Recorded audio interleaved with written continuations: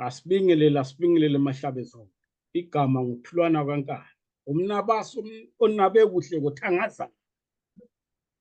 Sesikhona njalo khona lana kuma Children Broadcasting Corporation. Njengenjayelo siyalinikeza uhlelo lomnandi kakhulu namhlanje. Oluxoxa ngemvelaphi yethu, ngobuntu bethu, ngesintu sethu. Sizwe ukuthi insizwa engililethele yona namhlanje isiphatheleni Baba Palule, siyakwamukela kuma Children Broadcasting Corporation. Ngiyabonga ukwamukelwa kulolu hlelo olumqoka kanje, oluqhakathekileyo kanje. Okwakuqala ngizathanda ukuthi ngibingelele amahlabezulu kumagumbi onke amane omhlaba. Lapho abakhona, loba bengaba bengaphi kwelizwe komhlaba siyababingelela, kumbe basemangwe siyababingelela, uma bekomahlaba ayithwala siyababingelela, uma besegweluthela siyababingelela, uma bengabe besenkayi kwezinye indawo zenkayi kumbe kusemaguswini siyababingelela, loba bengabe besemakhorokhoro siyababingelela. Hayi kuhle kakhulu. Hayi kuhle kakhulu Baba Palule. Baba Palule, bengingajabula uma nje ungazi introduce ebantwini ukuthi wena ungubani kahlehle, uzalwa kuphi. Ya, kanjalo. Igama nguSipho Senkosi Palule. Ngizachaza kanje. Leli ligama engilinikezwa kibo kababa, ngoba umuntu uzalwa ngabantu ababili. Mina ngikhulele komalume, abakomalume banginikeza isibongo sakwaSibanda, ngoba kuyimfanelo ukuthi benikeze leso sibongo ngoba ngilijaha elizelwe intombi komalume. Mina ngiphuma eMangwe ngaphansi kwenduna uWasi Ndiweni, esigabeni sakoMadabe, ngaphansi kukaSobhuku, njalo ebuye ebe ngumlisa uBhalasi engubhaluli. UBhalule kuyithina. Thina singuBhalule, singofesha, singompilini omanotha ngezimhlophe. Inotha ngezimhlophe inkomo. Yebo kunjalo, ezamakhosi. Hayi kuhle kakhulu, hayi iyazisho insizwa impela. Ya, njengoba ngishilo nje ukuthi namhlanje sisohlelweni olubaluleke kakhulu. Ngokuzinza, uma ungasitshela ukuthi ngokuzinza lapho khona manje ukuphi. Ngikhuluma ngiselizweni lase-Britain, esigabeni sase-Lancashire, edolobheni elihle elikhulu lase-Manchester. Yikho lapha engikhona. Sengilesikhathi ngikuleli lizwe. Ngikhona apha, lami ngiphanda labaningi njengoba bephanda. Kodwa indoda yesizwe samahlabezulu lapho ekhona iyabe iphethe induku yayo ilo umhlabezulu. Ngilokho ngumhlabezulu enyameni lasemoyeni. Ngiyakubona uphethe induku uyithethe. Lesi isagila engabuya laso ekhaya. Bakuvule gibela indiza. Yebo, sikhule siyelusa. Mina ngindoda elusileyo inkomo. Ngikhulela ekhaya. Lakathesi ngilokho ngizibiza njengendoda ekhaya. Yeah. Sasigamula induku, sibaze sichophe. Ibe induku. Indoda kwakumele ihlale ile nduku. Umfana kwakumele ebe le nduku. Ukuze ebone ukuthi nxa kungaba kulokunye okuqhamukayo enelise ukuthi agadle. Yikho nje ngilapha ngiyiphethe ngoba ngingumuntu olandela isintu sakhe. Isintu sami ngisihlonipha njalo ngisithanda. Yikho engihamba khona ngiyindoda yesintwini. ungayikhipha indoda yesintwini ebantwini bayo lapho ezalelwe khona ezweni lokuzala uyayifaka kwenye indawo kodwa iyabe ilokhu indoda yesintwini njalo isizwe siyaphakama lapho esikhona esamahlabezulu aso sizwe esinyathezelwa phansi. Okay. Awuboni ke manje uma usuyibeke ngaleyo ndlela usumfake esimweni sokuthi ngikubuza umbuzo wokuthi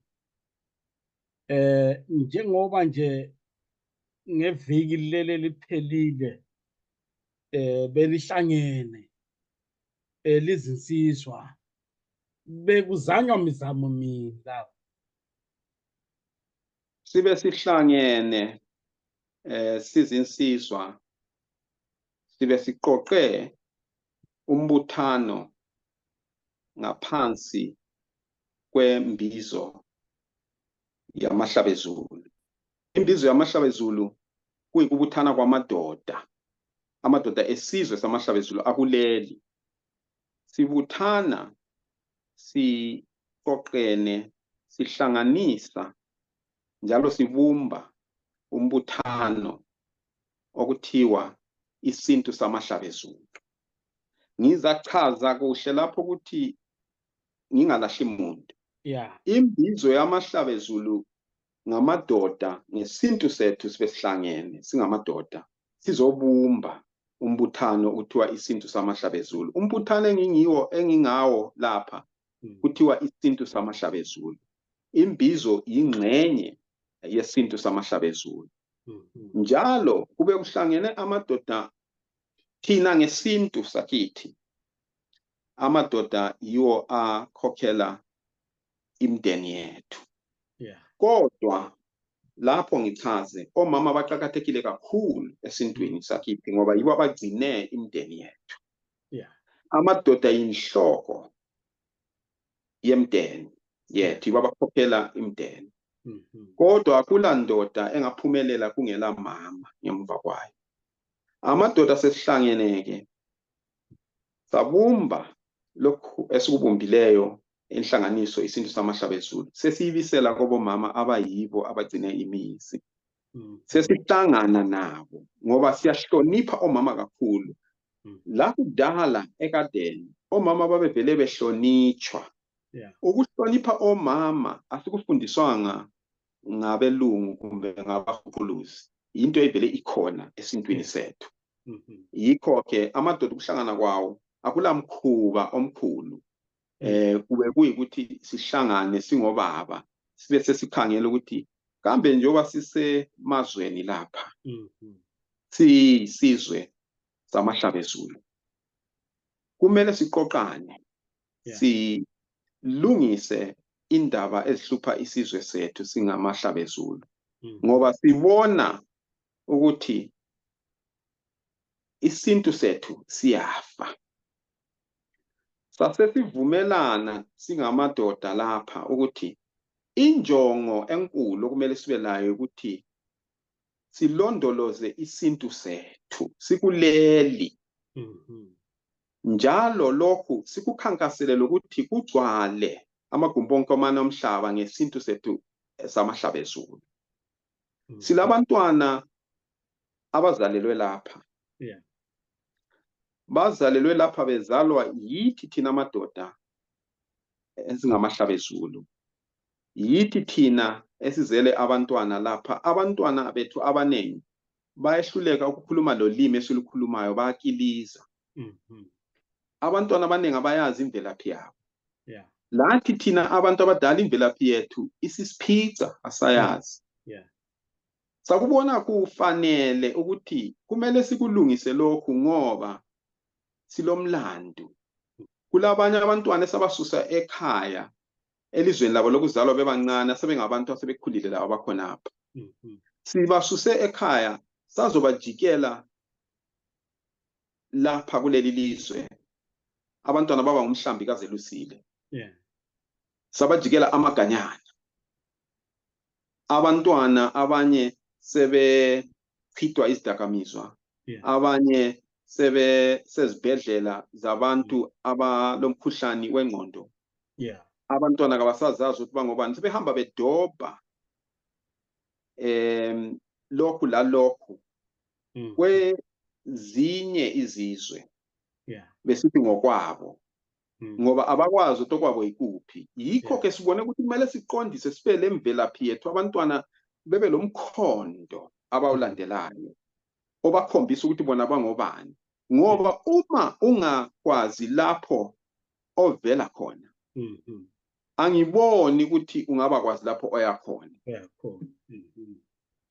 Yikho khona kwesikunanzeleleyo ke sathi hayi, inhlanganiso leyi thina esibumbayo inhlanganiso ebunjwa ngabantu, ibunjelwa abantu, ingeyabantu. Hayi, kuzwakala kungumbono omuhle kakhulu njengoba nje kubeka ukuthi lapha UK ikakhulu abantwana abanye othola ukuthi babuye lapha maybe banabo 6-7 years, uthola ukuthi sebefika lana sebehlale bakhula bafika ko 20 years, sebengena esidakamizweni, uthole sebe kuma mental health institutions. So njengenhlanganiso lizoba nenhlelo bani ezizokwazi ukuthi zilondoloze isiko njalo zilipromote isiko ukuthi libe ndawo zonke okuye wonke umuntu ozobe khona lapha e-UK? Owakuqala ngizathanda ukuthi ngithi okunye okuqhakathekileyo ukuthi siphakamise ulimi esilukhulumayo ukuze lusihlanganise. Lolu limi luyilimi lesiNdebele. Asitsho ukuthi silenketho abachabe ngezinye izizwe, njalo asiphikisane lezinye izizwe. Hachi, asikho lokho. Inhlelo esizaba lazo ke inhlelo zokuthi sifisa ukuthi siqoqane, singaqoqana sikhankase. Esiza kwenza ngomnyaka sifuna ukuba lo mcimbi omkhulu, umkhosi omkhulu, isintu samahlabezulu kuleli ilizwe okuzahlanganisa bonke abantu abangamahlabezulu. Uma laba bantu sihlangana singamahlabezulu, siyaba sizofundisana ngesintu sethu, siyaba sizojabula, sizokhangela imvelaphi yethu. Kumele kube kulokudla kwesintu okuyaba kukhona, okuyaba kuphekiwe okuchiyeneyo. Abantu abaningi abanye abasakwazi ukuthi ukudla kwesintu ikuphi, ngoba ukudla okuningi sesikudobha kwezinye izizwe. Kulo umkhosi kuzaba njalo lemcimbi eminingi, imgido eminingi esintu. Abantu bazayenza okwehlukeneyo. Uma kuyindoda ukwazi ukuchaya ingquzu, uzoyichaya ke ingquzu lelo langa. Uma ungumama ukwazi ukugida isichikicha, uzosigida isichikicha. Uma ulijaha ukwazi ukuchaya ivokloklo, ukhwelo olunye olunganambitha, uzolichaya abantu belalele. Uma ungumama ukwazi ukuchaya umpululu, uzochaya umpululu. Sikhangele imicimbi eminingi ehlukeneyo, sizaba lembongi ozabuya ancome isizwe abe lezinye izinto ezinye ongazibonga njengembongi. Kumbe ukhuluma ngomkhathi, kumbe ukhuluma ngokuba kwethu lapha kuleli lizwe lobunzima esibhekane nazo, ngoba lobuciko laba bantu njalo bayafundisa. Bese sibuya ke sikhangela izinto eziningi esingazenza loba kungasilolanga lomcimbi, kodwa siloke sibumba, sisakha, sifundisa abantu bakithi. Abantu bakithi balenhlupho eziningi ezikhona la. Amadoda labomama abakunhlanganiso bonke bangabantu ababuya belobuciko obuthize ngalapho abasebenza khona, baqeqeshile abanye, abafundile, siza thina ke sijoba sesihlangene sibe sesikhangela ukuthi omunye lomunye ubuya lana ukuthi encede isizwe sethu silapha. Okay.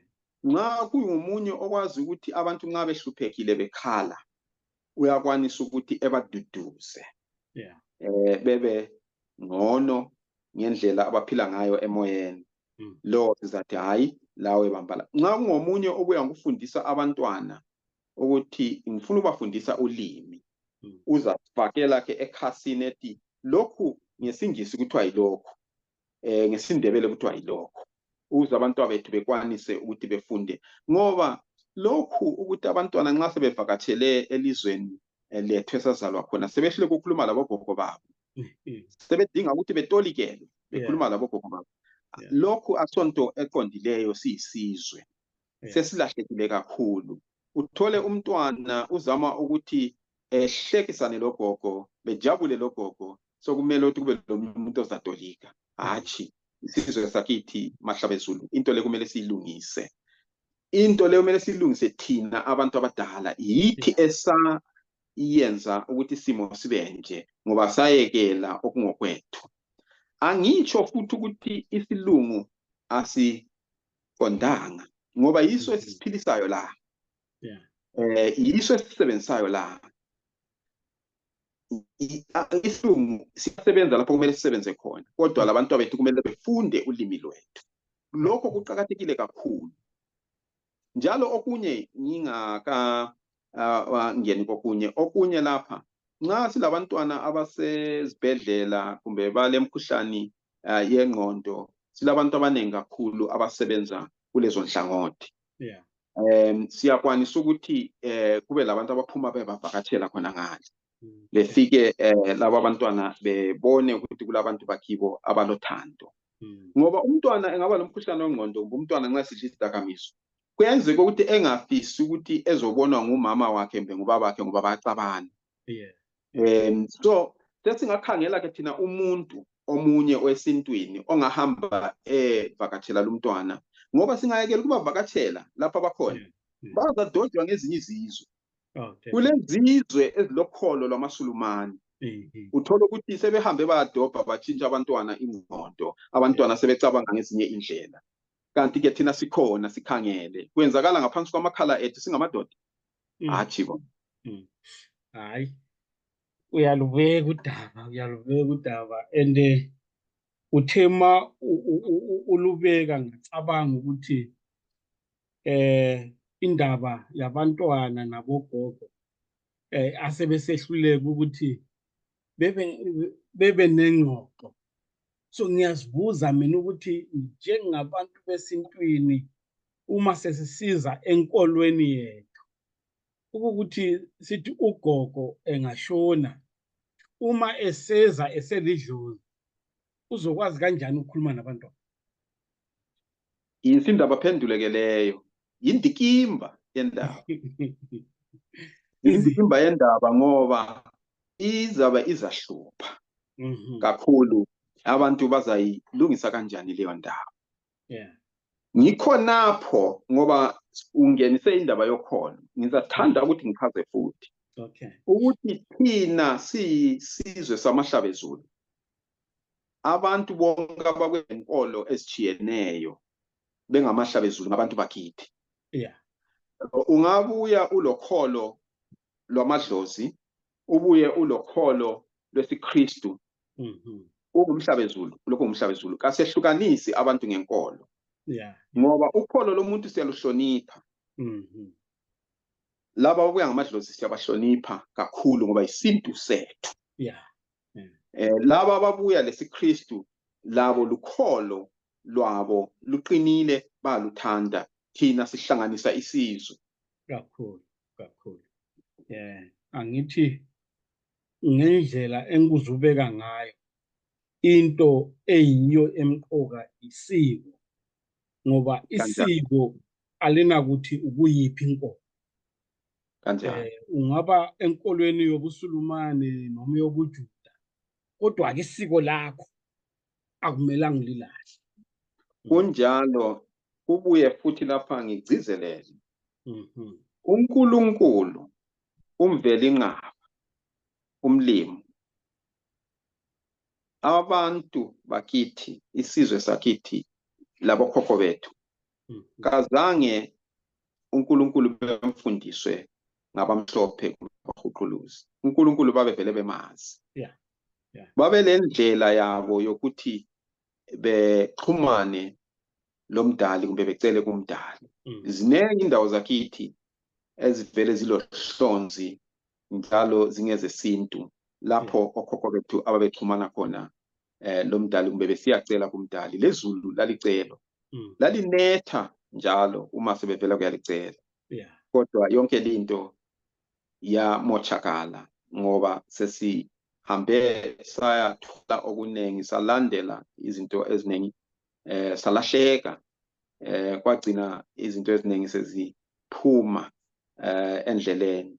Manje ke kumele sithi ezinye izinto sithi sokumele zibuyele emasisweni. Zibuye emasisweni.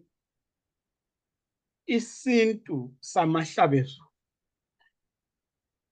uthe lena ke inhlanganiso elibumbileyo okuzoba yiyo edlulisa imfundiso, ezoba yiyo eqoqa inhlelo elizobe lizenza emphakathini okufana nalo mcimbi omkhulu othe uzobe ukhona nyaka wonke.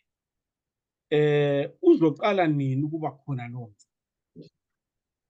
Umcimbi lo uzoqala ngobusika, sisitsho ubusika bakuleli lizwe, ngobusika bomnyaka ozayo. Sikhangelele ukuthi kungaba inyanga kaNtulikazi kumbe ekaNcwabakazi ngomnyaka ozayo. Lokhu kunika abantu ithuba elihle elokuthi balungiselele umcimbi lomkhulu. Thina esiluqoqayo kusinikeza ithuba abantu abafuna ukuthi bezoceca ngemvunulo zabo ezithiyeneyo. Kubanikeza ithuba lokuthi beqalise ukuziqoqa. Amanye amadoda abe efisa ukuthi khanye ngesintu sawo, lothando lwesintu sawo, azahamba la ebuya lenduku zawo emakhaya, azahamba ebuya lemkhonto yawo emakhaya. Mina vele ngilawo umkhonto khona ngabuya lawo ekhaya. Azahamba ebuya lemvunulo yawo. Omama isintu basithanda lokuceca, bakuthanda kakhulu ukugqoka imvunulo yabo, bazahamba beyidinga. Banikeza isikhathi ukuthi beyidinga. Sibe sesibuya sithi gwaqa, sibe kuZulu omnyama, sithi gwaqa, sibe ngamahlabezulu. Hatshi kuthiwa siyakwazi lokuthi sibupheke khonapha utshwala, sibe singabupheka khonapha utshwala umqombothi. Kodwa ke bazahlangana abantu bakithi, kuzaba into enhle kakhulu. Sikhangelele khona ukuthi sibebuye abantu bakithi bethi gwaqa, ngoba uma sikwenza kanye ngomnyaka kuyenza ukuthi abantu bekhangelele lolo suku. Kakhulu. Lanxa solufikile lolo suku, hathi sizaba sisidlala ezifela emlonyeni kodwa singezesintu. Ngingazi umbe zesintu ziyafela emlonyeni. Singazi umbe ziyafela emlonyeni bezidinga ukuhlafuna kakhulu, kodwa ke zizaba khona.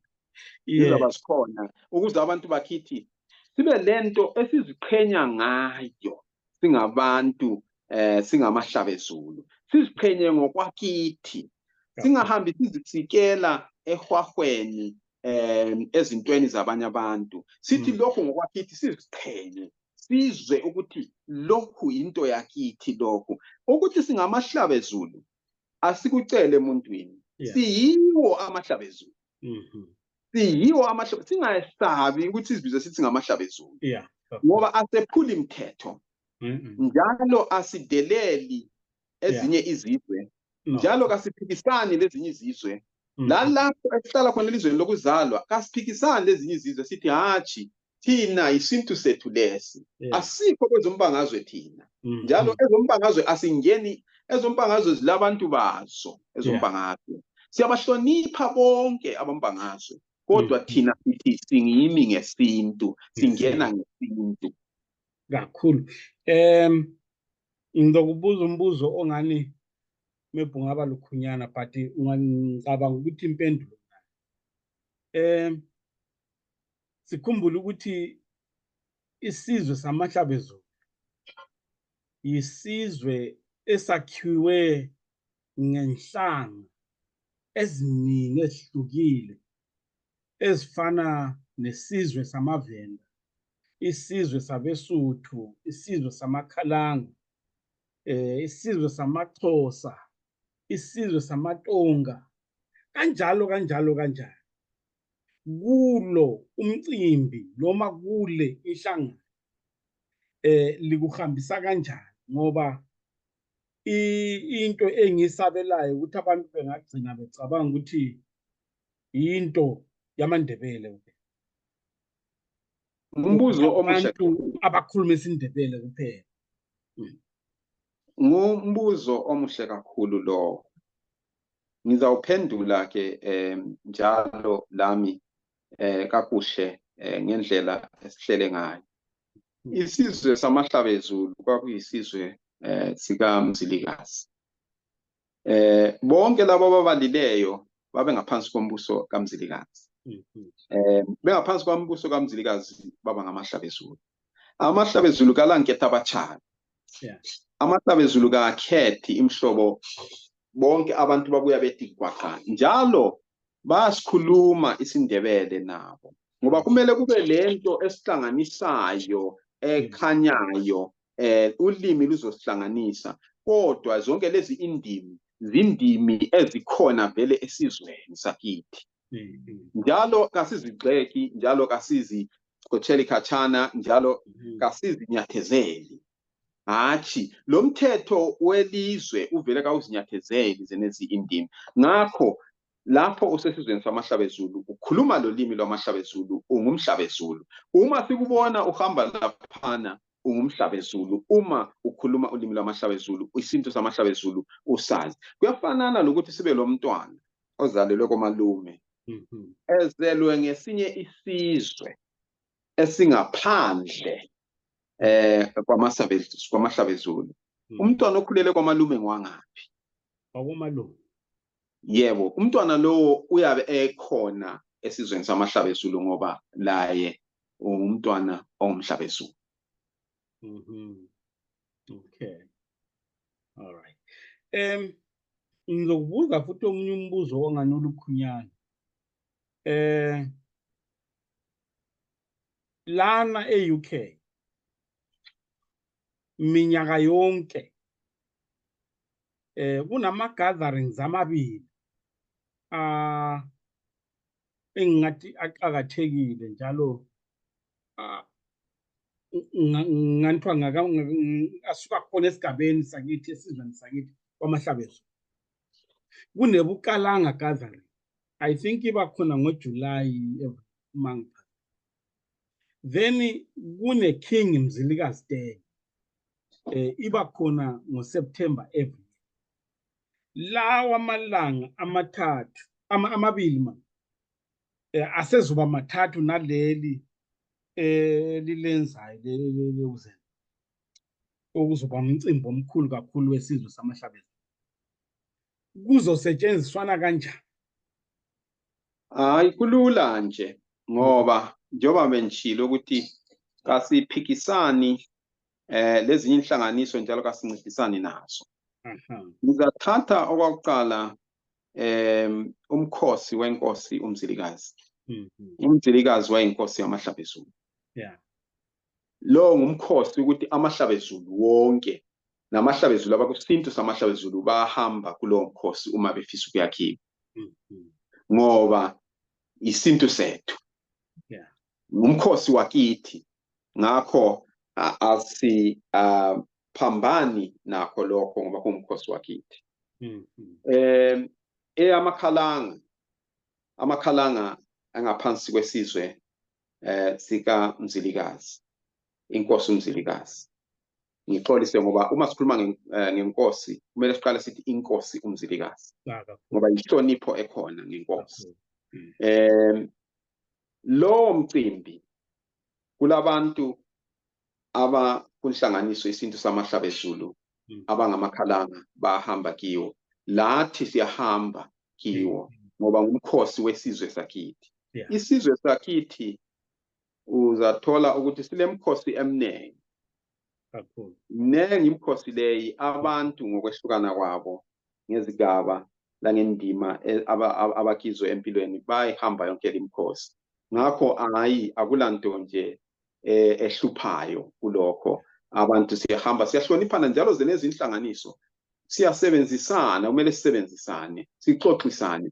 Antsho sonkeni singamahlabezulu. Sonkeni sikuleli ilizwe. Kumele sihloniphane, sincedisane. Kumele besifize lathi sizophuza umqombothi khona ngapho, sizodla inhloko nabo. Nabo bezodla inhloko nathi. Sifundisana njalo abantu bethu kumele bebekwazi ukuthi ngaphansi kwesizwe samahlabezulu kule mhlobo yabantu echiyeneyo. Kodwa ukubambana khonokwana kwabantu kwesizwe kuqhakathekile kakhulu, kuyasakha isizwe. Ukuba lemsimbi eminingi phakathi kwesizwe kutshengisa ukuthi isizwe sethu sihle njalo silabantu abachiyeneyo lenhlobo ezichiyeneyo. Uma sisebenza sonkeni sibambene, into enhle kakhulu kumele ikhuthazwe leyo. Hayi, kakhulu. So ngikuzwile lana ukhuluma uthi wena isintu samahlabezulu sona asingeni kwezepolitiki. Ngikuzwe kahle? Kunjalo Sibili. Asingeni kwezombangazwe. Ngoba isintu sivela sikhangela thina ubuntu bethu, sivela sikhangela thina amasiko ethu. Ezombangazwe zilabantu bazo. Abombangazwe. Ungamthola umuntu ongumhlabezulu, okusintu samahlabezulu, ekhona kwezombangazwe. Uma ekithi lapha engaphansi kwesintu samahlabezulu, uyabe engekho kithi ngezombangazwe. Uyabe kithi ngesintu. Ngoba isintu yiso esizala njalo sidala bonke laba abantu abakhona kwezombangazwe, abakhona endaweni ezitshiyeneyo, bavela esintwini. Isintu sidala. Isintu yiso saqala. Uqala ube lesintu, uqale uphume esintwini, ubusuyazama lokho kuzamayo. Isintu sidala. Abantu isintu basihlonipha. Ngeke uyeba ngumuntu okhona kwezombangazwe ungelamvelaphi. Akekho umuntu owawa esihlahleni wavuka esithi yena usekhokhela iqembu lezombangazwe engelamvelaphi yakhe, engelamvelaphi yakibo, engelasintu sakhe, engelasintu sakibo. Ngakho ke abantu bonke laba ngabantu ababe bevelela esintwini. Kodwa thina hashi kasingeni ngendaba yombangazwe. Sichiyela labo abalolwazi ngayo, labo abafisa ukuthi behambe ngaleyo ndlela. Abahambe ngaleyo ndlela, labo bazaba ngabakhokheli. Umuntu wesintu samahlabezulu uvunyelwe ukuthi ekhethe ukuthi yena ufisa ukuthi elandele liphi iqembu kumbe umbutho wezombangazwe. Hayi, kuhle kakhulu.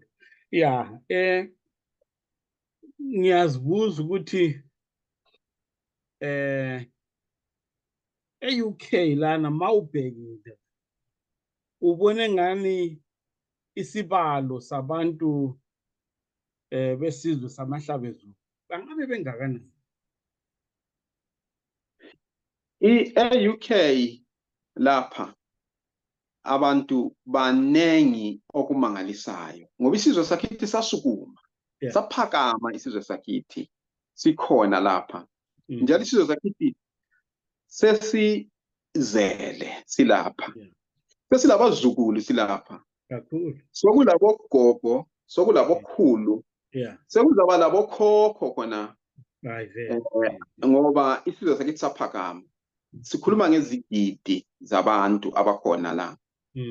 Kumbe amakhulu abantu abakhona la. Sisabalele kumakhona wonke, sisabalele lapha kumagumbi wonke aleli lizwe. singabantu siyisizwe samahlabezulu.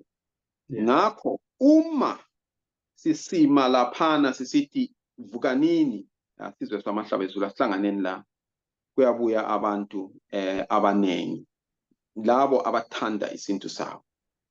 Abanye bengabe bengaka bilomdlandla wakhona, kodwa singaqala ukuthi abantu bebone ukuthi lento ngeyakithi. Lapha sibuya thina sizosiphakamisa njengesizwe, sibuya sizothola imfundiso ngamasiko akithi, sibuya sizothola imfundiso ngesintu sethu, abantu bazaphakama ngobunengi. Kumele sibe lobukhokheli thina obuqotho, sibe lobukhokheli obutshengisa abantu umkhondo esifuna ukuhamba, sichasisele kahle abantu ukuthi siyangaphi, senzani, kuyini injongo. Mbona hayi sesizolo riba lokuhlelo lo. Namhlanje ingxoxo yethu yokuqala. So uzokwenzakala ukuthi sihambe futhi sixoxa siya phambili. Ukwenzela ukuthi abantu begcine beyizwisisa kahle inhlanganiso. Njalo beyijwayela. Isiko ikakhulu lana e-UK ubone ngani lizosiza ngani noma kuphi. Ngiyazi kwaqamba ezinye izinto like ezibhedlela abantwana bethu maybe mental health problems. Okunye ubona isiko lingasiza ngakhona yikuphi? Okokuqala ngigcizelele futhi ukuthi umuntu lo muntu kumbe labantwana sibazalele lapha bebezazi ukuthi bona bangobani. Ungakufaka ngegama lesikhiwa. Bebezazi ukuthi bona bangobani, ngiyimi, ngingumuntu, ngivela ngaphi. Singabakwantu thina, ubekwazi ukuthi ngivela ngaphi, ubekwazi ukuziqhenya kwakho. Uma uziqhenya uzazi ukuthi ungubani, ukunikeza umdlandla ukuthi uphakame, ukunikeza umdlandla ukuthi ubekwazi ukuthi laba ngabantu bakithi, kangilahlekanga. Ubekwazi ukuthi kangiweli emaganyaneni, kodwa ngilabantu bakithi. Uma ezinye izizwe zikulahla, kumele thina sikudobe, sikuphakamise. Uma ezinye izizwe zikukhahlameza, kumele thina ubuye kithi sithi hayi ungumfowethu.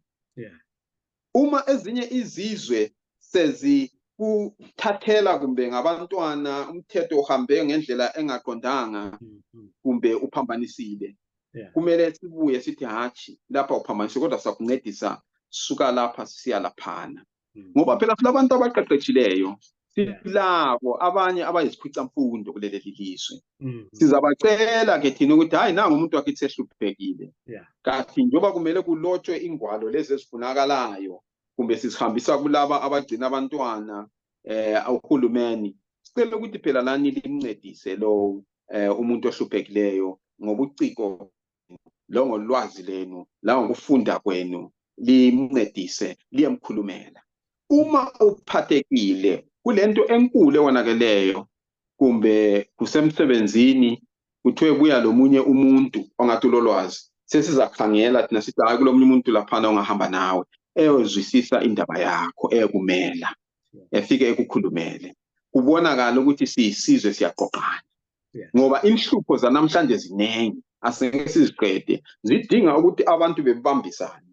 Thina siyisizwe kumele sikhanye ukuthi siyisizwe phakathi kwezinye izizwe. Kumele sibe isizwe esikhanyayo phakathi kwezinye izizwe, isizwe esizithembayo, isizwe esizimeleyo. Ezinye izizwe zibona ukuthi laba bantu babambene labo.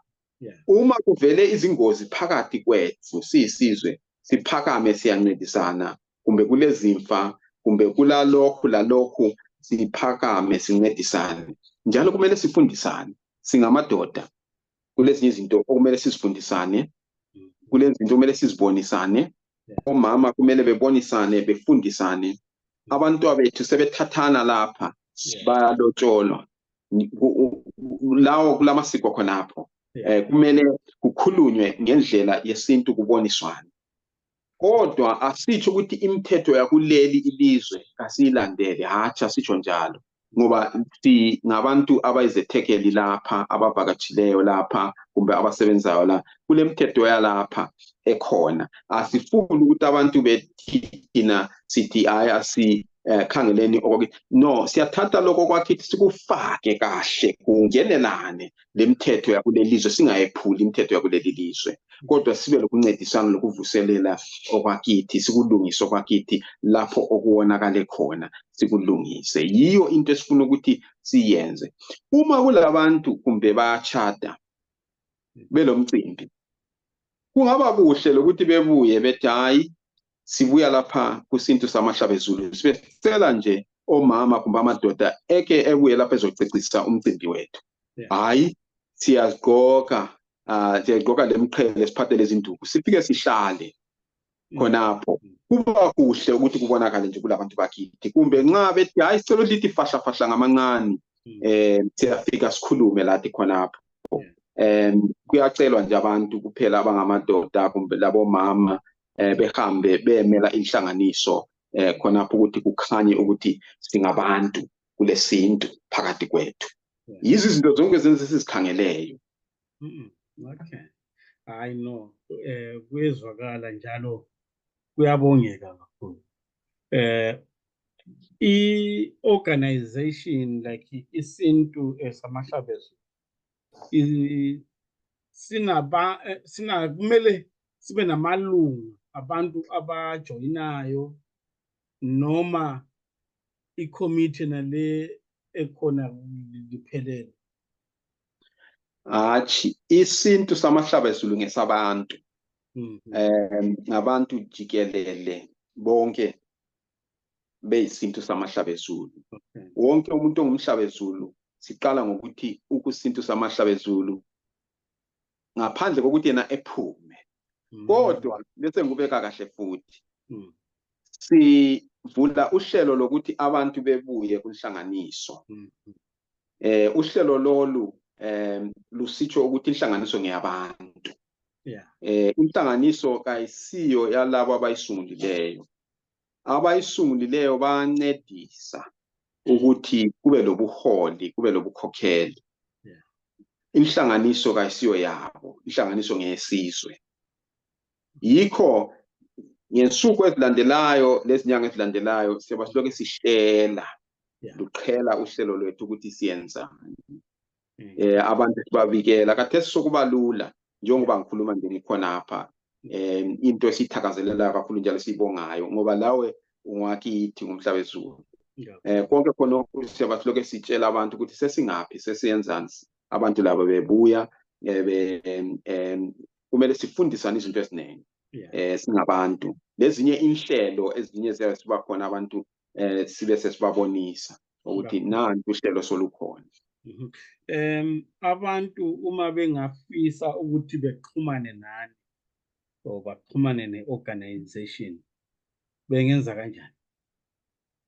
Owakathesi silocingo, ungangena kulolu cingo sesikunikeza ke ukuthi angena lapha lalapha, ngoba sisakuhlela okunye sikufaka kahle ukuthi kulungiswe kahle, kodwa ucingo nani luthini ucingo? Angazi kumbe ungafisa ukuthi ngicela ulutho.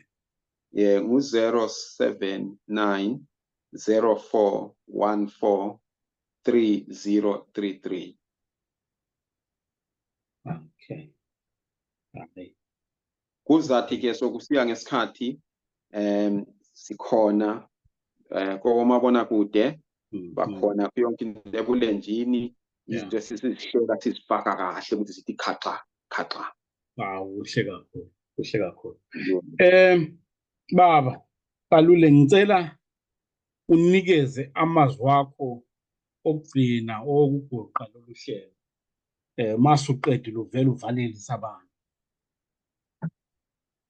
Ngithanda ukuthi ngibuye kini mahlabezulu lapho elikhona, kumbe lisemakhaya, kumbe lisemsebenzini, kumbe lisezintabeni lapho elingabe lizingela khona, kumbe lisemasimini, loba lingaba ngaphi, loba ungabe ungaphi komhlaba kodwa ngifika kuwe ngenhlonipho ngokuzithoba ngokuzinza okukhulu kakhulu ngimele inhlanganiso isintu samahlabezulu ngisithi inhlanganiso leyi ngeyabantu yithi abantu nguwe umuntu labanye abantu sihlangana yakhelwe abantu isicelo ukuthi buyanini kunhlanganiso silungise isintu sethu sithole ukuziqhenya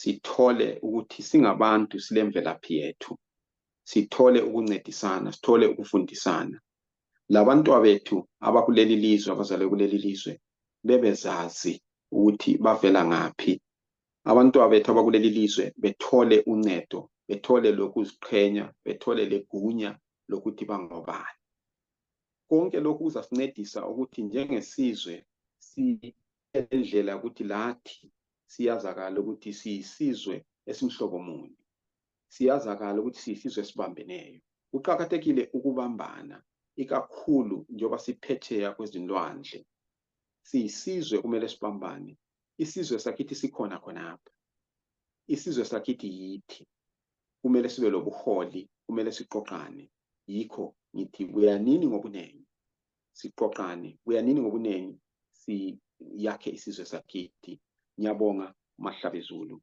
lapho likhona ngithi hayi asiyakheni isizwe sakithi siyabonga kakhulu baba Lule sorry siyabonga kakhulu silifisela inhlanhla kakhulu lisayibumba inhlanganiso lisazihlela izinhlelo sithi akube nempumelelo enhle kakhulu ukwenzela ukuthi isizwe sibuye siqoqane sibambane sibumbane siyabonga kakhulu Mahlabezulu asidibane futhi kwezinye inhlelo uthulane lona umoya laso woqoqo siyabonga kakhulu